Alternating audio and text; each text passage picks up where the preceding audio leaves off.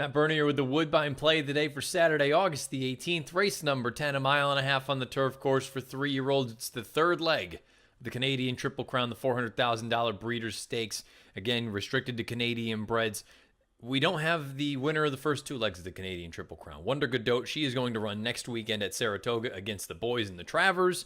That leaves, I think, a pretty wide open field. And while I respect the morning line favorite, that's the 5 ahead by a century, he's gone out. He's done plenty of good things. I don't think the distance is going to be a huge problem for him. But first time turf, first time going a mile and a half, there's enough here to me to say at 5-2, I don't really love him from a win standpoint. If you're playing any sort of a multi, probably need to use him. And if you're playing a try or a super, I think it would be foolish to just throw him out completely. But I'm more interested in the horse drawn just to his inside. And I understand maybe this is a little bit of a reach. The number 4, Real Dude. He's 8-1 on the morning line. Boulanger picks up the mount, considering Contreras stays aboard ahead by a century.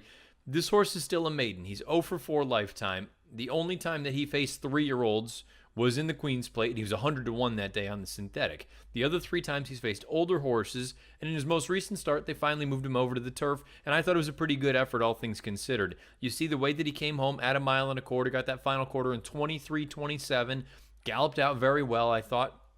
So far, you've had 2 horses exit that race. The 6th and 7th place finishers, they've come back to both win. So this horse finished well ahead of each one of those runners.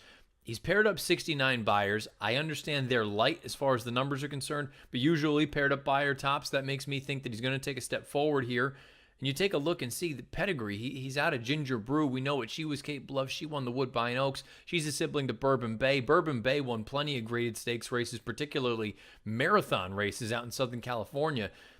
To me, it feels like this is the kind of horse that he's going to appreciate the mile and a half, and he might be a decent number considering he has yet to win in his career. I think this is a nice placement from Sittard.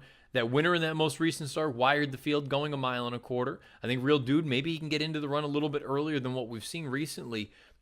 Again, it's an instance where I don't trust anyone at a mile and a half. Why not take the horse that I think could arguably be the best bred in the entire field? And I respect the morning line favorite, but I want to try to beat him at the price that he's going to be. Give me the number 4, Real Dude, at odds of 8-1 for Sittard, Gary Boulanger, and Stronach Stables in this year's Breeders' Stakes, the third and final leg of the Canadian Triple Crown. That's going to be the Woodbine play of the day for Saturday, August the 18th. Race number 10, scheduled post time for the Breeders' Stakes is 5:45 Eastern. Best of luck.